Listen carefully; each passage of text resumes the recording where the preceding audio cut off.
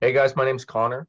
Nice to meet y'all. I've been kind of wondering, like, excuse me, what everyone looks like and talks like, and I know we're like kind of a freelance company, so this is pretty cool for me. I've been DJing since I was like 13, 14, and I did a lot of like anniversaries and corporate parties, and I would basically, like Jane was saying, 100% of my revenue was all just like referrals and somebody's friend, somebody's uncle, somebody's whoever was like, hey, I heard you're not bad, and then I would do that for a while, and it was cool because outside, I wasn't getting paid nearly as much. I was much younger, and people's expectations were a lot less when you're 15 years old with a set of turntables. So I gradually accumulated my gear that way and had a lot of kind of freedom in figuring out what different generations of people liked.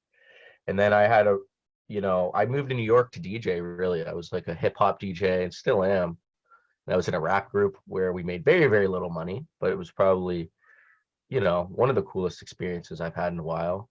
And then a few years later, I was lucky enough to get selected by Stylus, and I've been DJing weddings since. So it's been a lot of fun. It's been very challenging, but it's been worthwhile, and it's been good experience. And been taking a look at these questions too. I can go into those. I don't know. um, one of the questions you know, what do you enjoy most about DJing weddings? And I think Jim had a very similar answer to mine, where people are in kind of like a hyper elated state. And that can go one way or the other, as I'm sure you guys know, especially after a few mint juleps or whatever they're drinking.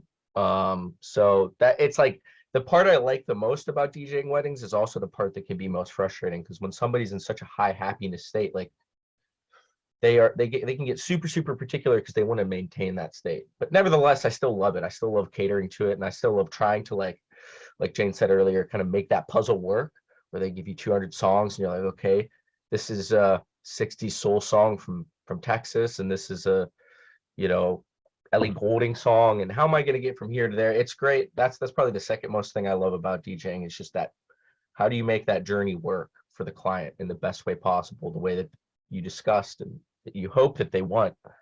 But I really just love seeing people in like a happy mood.